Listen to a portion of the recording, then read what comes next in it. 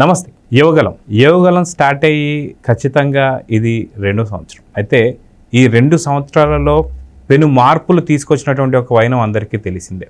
అయితే ఈ యువగలంకి సంబంధించి మనతో పాటు పొలిటికల్ అనలిస్ట్ శ్రీలీల గారు ఉన్నారు. వారిని అడిగి తెలుసుకుందాం. మేడం నమస్తే. నమస్తే.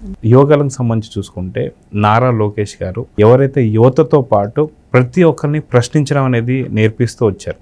అయితే 2019 నుంచి 24 దాకా పూర్తిగా రాక్షస పరిపాలన మధ్యలో జరుగుతూ ఆఖరికి ఎటువంటి మచ్చలేని చంద్రబాబు నాయుడు గారిని కూడా అరెస్ట్ చేయడంతో పాటు ఇంకా చాలా రకాల ఎప్పుడైతే మనం చూసాం అచ్చెన్నాయుడు గారు కావచ్చు, వాళ్ళని తీసుకెళ్ళి పూర్తిగా ప్రతి ఒక్క ప్రాంతం తిప్పుతూ ఆపరేషన్ అయిన తర్వాత కూడా కావచ్చు, సొంత వాళ్ళ ఎంపీకి సంబంధించి రఘురామకృష్ణ గారు ఎవరైతే ఉన్నారో కస్టోడియల్ టార్చర్ పెట్టడం కావచ్చు, ఇవే కాకుండా మహిళల మీద కావచ్చు. మనం చూసాం దాదాపు ఏదైతే ఫస్ట్ అసెంబ్లీ సెషన్ స్టార్ట్ అయిన తర్వాత నారా చంద్రబాబు నాయుడు గారు ఎవరెవరి మీద కేసులు ఉన్నాయి అంటే 2019 నుంచి 24 మధ్యలో దాదాపు అసెంబ్లీలో కూర్చున్న 164 మంది మీద కేసులు ఉన్నట్టు అందరు నించోవడం జరిగింది, మనం చూస్తున్నాం. అయితే ఇలాంటి పరిస్థితుల్లో తప్పు వాళ్ళు చేసి పోలీసులను అడ్డం పెట్టుకొని కేసులు వీళ్ళ మీద పెట్టించడం కావచ్చు, యోగాలకు సంబంధించి ఎన్నో రకాల ఆటంకాలు కూడా మనం చూస్తూ వస్తున్నాం. నిజంగా యోగాలని ఎలా చూడాలి అంటే ఏం చెప్తారు? ఈరోజు ఖచ్చితంగా యువ నాయకుడు నారా లోకేష్ గారు ప్రజాగళం తన గళమై ఎక్కడైతే అన్యాయం జరుగుతుందో ఆ అన్యాయానికి ఎలా మనం సమాధి చేయాలి అనేది యువగళం ఆ రోజు పునాది, మంచికి నాంది. ప్రతి ఒక్కరూ కూడా ఆంధ్రప్రదేశ్ రాష్ట్ర ప్రజలందరూ కూడా వాళ్ళు చెప్పుకోలేక బయటికి ఎన్ని ఇబ్బందులు పడుతున్నాము, ఎన్ని అఘాయిత్యాలు జరుగుతున్నాయి, ఎన్ని దోపిడీలు జరుగుతున్నాయి. పాపం రైతుల దగ్గర నుంచి భూమి లాక్కోవటం కానివ్వండి, ఫ్యామిలీ మొత్తం కూడా ఆత్మహత్య చేసుకోవటం కానివ్వండి, ఇట్లాంటివన్నీ కూడా ఎవరు వాళ్ళ వాయిస్ బయటికి ఇస్తారు అంటే అది నేనున్నాను, పార్టీకి అండగా, రాష్ట్రానికి అండగా, ప్రజలందరికీ కూడా నేనున్నాను అని నారా లోకేష్ గారు యువగళం స్టార్ట్ చేశారు. ఈరోజు ఖచ్చితంగా అది 2 సంవత్సరాలు పూర్తి చేసుకున్న సందర్భంగా నిజంగా ఇది నారా లోకేష్ గారికి కృతజ్ఞతలు చెప్పుకోవాలి. ఈరోజు ఈ కూటమి ప్రభుత్వం ఏర్పడి ప్రజలందరూ కూడా సుఖ సంతోషాలతో ఉన్నారు. వాళ్ళకి ఇచ్చిన హామీలన్నీ కూడా నెరవేరుస్తూ వాళ్ళకి అండదండగా నిలబడి మంచి చెడ్డలు చూసుకుంటూ ఉండటానికి కారణమైనందుకు నిజంగా ఇది గొప్ప విషయమే. ఈ రోజు ప్రజలు సంతోషంగా ఉన్నారు అంటే కారణం ఆ రోజు లోకేష్ గారు స్టార్ట్ చేసిన యువగళం. అయితే మనం చూసుకుంటే పాదయాత్ర అనగానే గతంలో ఏదైతే రాజశేఖర రెడ్డి గారు కూడా పాదయాత్ర చేశారు, జగన్ కూడా పాదయాత్ర చేశారు, షర్మిలమ్మ పాదయాత్ర చేసింది, వీళ్ళందరూ చూస్తూ వస్తున్నాం. అయితే టీడీపీ హయాంలో ఉన్నప్పుడే జగన్ పాదయాత్ర చేస్తున్నప్పుడు ఎక్కడా కూడా ఎటువంటి ఆటంకాలు లేకుండా ఇంకా పోలీస్ భద్రతని ఇస్తూ అన్ని విధాలుగా తీసుకెళ్తున్నటువంటి వైనం మనం చూస్తూ వస్తున్నాం. కానీ నారా లోకేష్ గారు పాదయాత్ర చేస్తున్నారంటే ఫస్ట్ స్టార్టింగ్లో ఒక వారం రోజులు దాన్ని కొంచెం లైట్ తీసుకొని తర్వాత ప్రజలు సమీకరిస్తున్నాగా ఎందుకని మైకు లాగేసుకున్నారు, స్టూల్ లాగేసుకున్నారు, సౌండ్ వెహికల్ లాగేసుకున్నారు, అసలుకి ఇబ్బంది పెట్టినటువంటి ఒక పరిస్థితి లేదు. సో దీన్ని ఎలా చూడాలంటారు? ఇక్కడ ఒక విషయం అండి, ఏదైతే జగన్మోహన్ రెడ్డి పాదయాత్ర స్టార్ట్ చేశారో మంచి పరిపాలన జరుగుతుంది బాబు గారిది. ఎప్పుడు కూడా దానికి సరే వాళ్ళ పాదయాత్ర వాళ్ళని చేసుకొనివ్వండి, వాళ్ళకి ఎప్పుడు కూడా వీళ్ళు అడ్డు చెప్పలేదు. పోలీస్ సెక్యూరిటీ ఇచ్చారు, అన్ని విధాలుగా సహాయంగా ఉన్నారు. కానీ 2019లో జగన్మోహన్ రెడ్డి ఏదైతే ఈ అరాచక పాలన జరిగిందో దీనికి వ్యతిరేకంగా ప్రజల్లో చైతన్యం తీసుకురావటానికి నారా లోకేష్ గారు యువగళం పాదయాత్ర స్టార్ట్ చేశారు.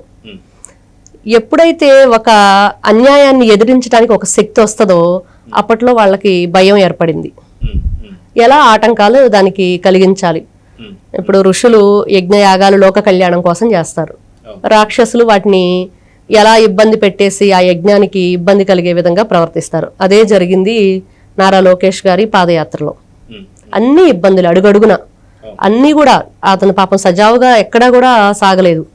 అన్నిటికంటే బాధాకరమైన విషయం ఏంటంటే తండ్రిని అక్రమ అరెస్ట్ చేయటం, ఎలాగైనా కుంగదీసి వాళ్ళని ఇబ్బందికి గురిపెట్టి వాళ్ళని ఉక్కిరి బిక్కిరి చేసి ఏ విధంగానైనా సరే దాన్ని అక్కడతో ఆఫ్ చేయాలి అనేది వాళ్ళు కుట్రలు కుతంత్రాలు ఎన్ని చేసినా కూడా ఒక లోక కళ్యాణార్థం చేసే కార్యక్రమానికి ఎప్పుడు కూడా అన్ని ఏమంటామంటే పంచభూతాలు అన్ని సర్వశక్తులు కూడా వీళ్ళకి అండగా నిలబడతాయి అన్నదానికి అతను అంత ఎండలో కూడా కాళ్ళకు చెప్పులు లేకుండా బొబ్బలు వచ్చినా కూడా నడుస్తూ వర్షంలో తడుస్తూ ఎన్నో ఇబ్బందులకి మళ్ళీ ఎర్లీ మార్నింగ్ మళ్ళీ ఇంకొక ముఖ్యమైన విషయం ఇక్కడ పాదయాత్రలు జరిగినాయి కానీ అందరి కూడా లోకేష్ గారికి ప్రత్యేకం. మార్నింగ్ ఈ ఫోటోల కోసం క్యూలు జనాలు. అసలు చూస్తుంటే నిజంగా ఒకప్పుడు ఎన్టీ రామారావు గారు ఎలా అయితే తిరుపతి నుంచి వచ్చి వాళ్ళంతా కూడా మద్రాసులో ఆయన దర్శనం చేసుకోవడానికి వచ్చేవాళ్ళు, అదే సీన్ ఇక్కడ మనకు కనిపిస్తుంది. వాళ్ళు ఎక్కడైతే టెంట్ వేసుకొని స్టే చేసేవాళ్ళు అక్కడ మార్నింగ్ ఆయన లేచేటప్పటికి క్యూ ఉండేవాళ్ళు. ఈవినింగ్ టైం ఒకవేళ తనకి ఏదన్నా కొంచెం రెస్ట్ తీసుకునే టైం ఉంటే ఆ టైంలో కూడా క్యూలు ఉండేవి. వీళ్ళందరితో ఫోటోలు దిగుతూ వాళ్ళ మంచి చెడ్డలు తెలుసుకుంటూ, ముఖ్యంగా మంచి చెడ్డల కంటే వాళ్ళకి అక్కడ ఏ విధంగా మనం ఒక ఇండస్ట్రీ కానివ్వండి, ఇంకోటి కానీ ఒక స్మాల్ స్కేల్ ఇండస్ట్రీ అంటాం కదా, అలా ఇట్లాంటివన్నీ కూడా వాళ్ళకి సమకూర్చే విధంగా ప్రతి 100 కిలోమీటర్లకు ఒక మైలురాయి అనగానే జగన్మోహన్ రెడ్డి ఏదైతే పొలాలు సర్వేరాళ్ళు వేసుకున్నాడో అలాంటిది కాదు ఇది. తన బొమ్మలు వేసేసుకొని అన్నిట్లో పాస్ పుస్తకాల మీద కానివ్వండి అవన్నీ చేసుకొచ్చాడు. కానీ నారా లోకేష్ గారు అనంతపురం జిల్లాలోనే టొమాటోస్ సంబంధించింది కూడా ప్రాసెస్ సంబంధించి ఒకటి చేశారు. ప్రతి ఒక్కటి ఒక రాష్ట్రాన్ని ప్రగతి పదం వైపు ఎలా నడపాలి అనేదే ఈ యువగళం అన్నమాట. ఖచ్చితంగా మనకి ఈ రోజున ఆంధ్రప్రదేశ్ కనిపిస్తుంది. పార్టీని ఎలా నిలబెట్టారు, ఎలా అండగా నిలబడ్డారు. ఇంకొక ముఖ్య విషయం, అతను పాదయాత్ర స్టార్ట్ చేసేటప్పుడు కూడా అందరి అభిప్రాయాలు, తను సొంతంగా వెళ్ళేసి ఏదో అబద్ధాలు చెప్పేసి జగన్మోహన్ రెడ్డి, షర్మిల వీళ్ళందరూ చేశారు, రాజశేఖర్ రెడ్డి చేశారు, అవన్నీ అసలు దానికి దీనికి సంబంధమే లేదు. వాళ్ళంతా రాజ్యాధికారం కోసం చేశారు. ఇక్కడ ప్రజలను ఎలా చూసుకోవాలి, ఒక రాజు ఎలా ఉండాలి అనే దానికి నిరూపించడం కోసం చేసింది నారా లోకేష్ గారు చేసిన యువగళం. మనకి ఇప్పుడు చూసుకుంటున్నాం కదా ఏ విధంగా అయితే ఈ రోజున తను 2 సంవత్సరాలు కంప్లీట్ చేసుకొని ప్రజల్లోకి వెళ్ళి వాళ్ళ మంచి చెడ్డలు ఆడవాళ్ళకి మెయిన్. ఇప్పుడు ఒకప్పుడు చంద్రబాబు నాయుడు గారు ఏదైతే డ్వాక్రా మహిళల కోసం మీరు సొంతంగా మీకంటూ ఒక ఉపాధి ఉండాలి, డబ్బు దాచుకోండి, పిల్లల చదువులు కానివ్వండి, వాళ్ళకి ఏదన్నా ఇంట్లోకి అవసరమైనప్పుడు కానివ్వండి, మీకంటూ ఒక అకౌంట్ ఉండాలి మీకంటూ అని చెప్పేసి చెప్పినప్పుడు ఒకవేళ ఈవిడికి ఏ అండా ఉండదు, ఆ డబ్బే ఆవిడకి అండగా అవుతుంది అనే ఉద్దేశంతో బాబు గారు చేసిన దానికి కూడా ఇప్పుడు దానికి సంబంధించి వడ్డీ లేని రుణాలు అవన్నీ కూడా పెంచుతూ హామీ ఇచ్చారు లోకేష్ గారు. యువత, ఆడవాళ్ళు, ఆడపిల్లలకి చదువు ఎంతో ముఖ్యం. వాళ్ళు రేపు వాళ్ళ కాళ్ళ మీద వాళ్ళు నిలబడి వాళ్ళ సంపాదన వాళ్ళు సంపాదించుకుంటూ వంటింటి కుందేళ్లా ఉండిపోకూడదు. యువకుల్లో ముఖ్యంగా చైతన్యం రావాలి. జగన్మోహన్ రెడ్డి యువకుల్లోకి వెళ్ళినప్పుడు యువత ఎలా ప్రోత్సహించాడంటే మద్యం, గంజాయి, అదే అతని టార్గెట్ అయిపోయింది. ఎలా అమ్ముకోవాలి గంజాయిని, ఆ యువతను తన వైపు ఎలా లాక్కోవాలి అనేదే ధ్యేయం. కానీ ఈ రోజు నారా లోకేష్ గారిని చూస్తే వాళ్ళల్లో ఏ విధంగా చైతన్యం తీసుకురావాలి, ఏ విధంగా వాళ్ళు నెక్స్ట్ జనరేషన్కి వీళ్ళు ఒక లెసన్గా ఉండాలి, మంచి ఉద్యోగాలు కానివ్వండి, వాళ్ళకి మంచి జీతాలు ఏ విధంగా మీరు పెంచుకోవాలంటే ఇంకొంచెం డెవలప్మెంట్, మంచి స్కిల్స్ డెవలప్మెంట్ అన్నీ కూడా ప్రతి ఒక్కటి కూడా రాష్ట్రంలో ఎటువైపు చూసుకున్నా కూడా మంచికి పునాది ఆ రోజు నారా లోకేష్ గారి యువగళం పాదయాత్ర. అయితే ఈ యువగళం సంబంధించి మనం చూస్తూ వస్తున్నాం, ఎన్నో ఆటంకాలు కానీ ఇవన్నీ చూస్తున్న టైంలోనే ఎక్కడైతే తండ్రిని అరెస్ట్ చేసిన వెంటనే ఆయన తండ్రిని కలుస్తానికి వెళ్ళేటప్పుడు కూడా పోలీస్ ఆఫీసర్లు కూడా అక్కడ ఒక మాట అనడం జరిగింది. ఏంటంటే మీరు వెళ్ళి రెస్ట్ తీసుకోండి, ఆయన ఎట్లనో బయటికి రాడు, సో మీరన్నా రెస్ట్ తీసుకోండి అంటే సొంత తండ్రి అరెస్ట్ అయితే అప్పుడున్న పోలీస్ డిపార్ట్మెంట్కి జగన్ ఇచ్చే ఆదేశాలు ఏంటి అంటే వెళ్ళి రెస్ట్ తీసుకోమని చెప్పి. నిజంగా ఆ యొక్క సిచ్యువేషన్ మీకు ఎలా అనిపించింది? ఎందుకంటే పూర్తిగా తెలుగు వాడు ఎక్కడున్నా సరే అది ఆంధ్ర కావచ్చు, తెలంగాణ కావచ్చు, పూర్తిగా కలిసివేసింది. ఆ యొక్క సిచ్యువేషన్ మీకు ఎలా అనిపించింది? ఆ రోజండి నిజంగా ఒక తండ్రి కోసం బిడ్డ ఆ నడి రోడ్డు మీద కూర్చొని కన్నీటి పర్యంతం ప్రతి ఒక్కరికి కడుపు తరుక్కుపోయింది ఆ విషయం మాత్రం. ఒక మనం రోజు చంద్రుని చూస్తూ ఉంటాం, చంద్రుల్లోనైనా మచ్చుందేయగము గాని నారా చంద్రబాబు నాయుడు గారికి మాత్రం మచ్చలేని వ్యక్తి ఆయన. అట్లాంటి మచ్చలేని చంద్రుడికి నీలాపనిందల్లాగా ఆ రోజు బాబు గారిని అరెస్ట్ చేస్తే నిజంగా ఆ కొడుకు పాదయాత్రలో ఉండి యువగళంలో తండ్రిని ఎందుకు అరెస్ట్ చేశారు, ఒకసారి కలిసి మాట్లాడతాను, అసలు ఏం జరిగిందని తెలుసుకోవాలి కదా, అలా కూడా అతను వెళ్ళనివ్వకుండా అసలు అతను అలా రోడ్డు మీద కూర్చొని ఉంటే ప్రతి ఒక్కరూ కూడా ఈ రోజుకి కూడా అది మర్చిపోలేని సన్నివేశం. అదే ఈరోజు రెడ్ బుక్. మన ఇన్ని సంవత్సరాలు ముఖ్యమంత్రిగా ఉండి 40 సంవత్సరాలకు పైగానే ఆయనకి రాజకీయ అనుభవం ఉంది చంద్రబాబు నాయుడు గారికి. ఆయన ఎంతో సస్యశ్యామలమైన పరిపాలన, ప్రజాక్షేమ పరిపాలన, అట్లాంటి వ్యక్తిని వీళ్ళు అక్రమ అరెస్ట్ చేసినప్పుడు అంత హోదాలో ఉన్న అతను కొడుకు వచ్చేసి అడుగుతున్నా కూడా సమాధానం చెప్పలేని పరిస్థితిలో ఎంత వాళ్ళు నిర్లక్ష్యంగా వ్యవహరించారో పోలీసులు. ఈ రోజున నా పట్ల ఇలా ఉంటే సామాన్య ప్రజల పరిస్థితి ఏంటి అనేది బాగా అతనిలో నాటుకుపోయిన విషయం. అప్పుడే ఈ రెడ్ బుక్ అనేది వచ్చింది. అయితే మీరున్నట్టుగా మనకి పాదయాత్రకు సంబంధించి యువగలం పాదయాత్ర స్టార్ట్ చేసే ముందు కూడా నారా చంద్రబాబు నాయుడు గారు కావచ్చు లేదా భువనేశ్వరమ్మ గారు కావచ్చు కొంత భావోద్వేగానికి గురైనటువంటి పరిస్థితి. ఎందుకు అంటే కుప్పం నుంచి స్టార్ట్ చేయాల్సినటువంటి ఒక సిచ్యువేషన్లో అది సీమ ప్రాంతంలో చేస్తున్నటువంటి టైంలో అప్పటికే పూర్తిగా పెట్టరేగిపోతున్నటువంటి ఒక రాక్షస మూకలు ఎవరైతే ఉన్నారో వైసీపీ వాళ్ళు, అలాంటి ప్రదేశంలో ఒకవేళ పాదయాత్ర స్టార్ట్ చేస్తే ఎలాంటి పరిస్థితులు ఎదుర్కోవాల్సి వస్తుందో అన్నట్టుగా వాళ్ళు బాధపడి భావోద్వేగానికి కూడా గురయ్యారు. అదొక సిచ్యువేషన్ అయితే దాన్ని కూడా దాటుకొని దాదాపు 45 సంబంధించిన నియోజకవర్గాలన్నీ కవరప్ చేస్తూ ఇప్పుడు 164 సీట్లు ఏవైతే ఉన్నాయో పూర్తిగా సీమ ప్రాంతం కూడా తుడిచిపెట్టుకుపోయింది. ఇదొకటి చూసాం. దీంతో పాటే మంగళగిరిలో ఓడిపోయినటువంటి ఒక నారా లోకేష్ గారు మళ్ళీ అక్కడి నుంచే నించొని 91,000 మెజారిటీతో గెలడం. సో నిజంగా ఈ రెండు వాటిని ఎలా చూస్తారంటారు?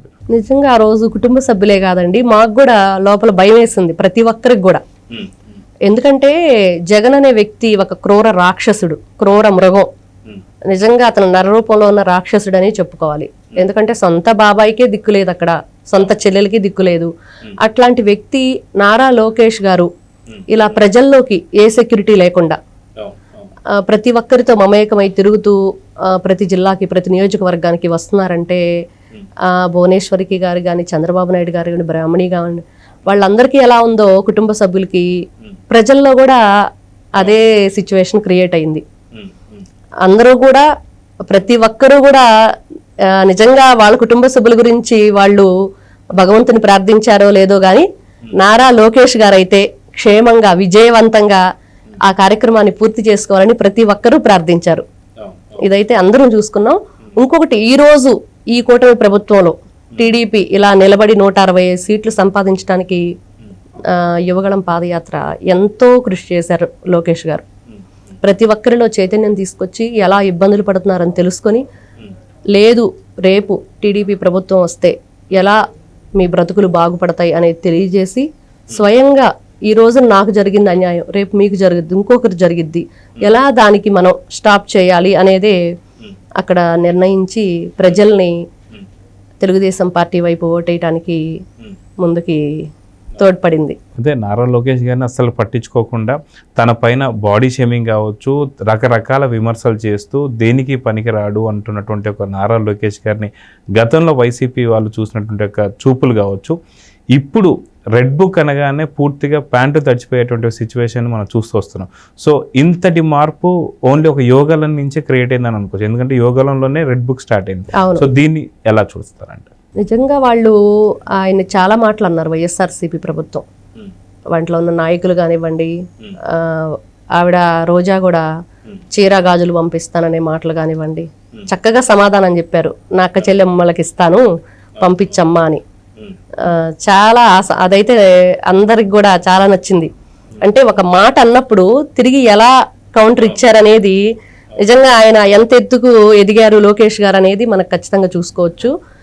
ఈ యువగళం పాదయాత్ర స్టార్ట్ అవబోయేటప్పుడు ప్రతి ఒక్కరిని ఆయన సంప్రదించటం, వాళ్ళ గురించి ఏ విధంగా జనంలోకి వెళ్ళాలి, ఏ విధంగా ఒక దుష్ట శక్తులను ఎదుర్కోవాలి, అసలు అతను ఎలా ఎదిగాడు అన్నదానికి ఈరోజు వైఎస్ఆర్సీపీ ప్రభుత్వం ఏదైతే ఒకప్పుడు లోకేష్ గారిని ఏ విధంగా బాడీ షేమింగ్ కానివ్వండి, ఇంకో మాటలు కానివ్వండి, రకరకాల వేధింపులకు గురి చేసిందో, ఈ రోజున వాళ్లే లోకేష్ గారు అని మర్యాదపూర్వకంగా మాట్లాడుతూ ఏదైనా సరే ఒక పదం ఒకప్పుడు ఎన్నో మాటలు అన్నారు. చంద్రబాబు నాయుడు కొడుకు కాకపోతే పియును కూడా నిన్ను లెక్క చేయడు అని. ఈ రోజున తనేంటో నిరూపించుకొని ఎక్కడైతే ఓడిపోయాడో అక్కడే మళ్ళీ ఆ ప్రజల మనసు గెలుచుకొని ఈ రోజున రెడ్ బుక్ అనగానే వాళ్ళందరూ కూడా ఆ రెడ్ బుక్ గురించి కూడా చాలా కామెంట్స్ చేశారు. ఆ కామెంట్స్ చేసిన వాళ్ళే అదే రెడ్ బుక్ కి ఈ రోజు భయపడుతున్నారంటే నిజంగా ఆయన ఎంతో ఎత్తుకు ఎదిగారు, అందరి మనసు గెలిచారు, యువగళంతో పార్టీని నిలబెట్టారు అన్నదానికి నిదర్శనంగా మనం చెప్పుకోవచ్చు. సో చూద్దాం మనం ఖచ్చితంగా ఏదైతే నారా లోకేష్ గారు ప్రజల్లో మమేకం అయిపోయి యువతతో పాటు ఏదైతే ఉన్నటువంటి ప్రతి ఒక్కరితో, మహిళలతో కావచ్చు, పిల్లలతో కావచ్చు, ప్రజలతో కావచ్చు, ఉద్యోగస్తులతో కావచ్చు, సో ఇలాగనే సఖ్యత కొనసాగాలనేది కోరుకుందాం. నమస్తే. Please subscribe to Leo News for more videos.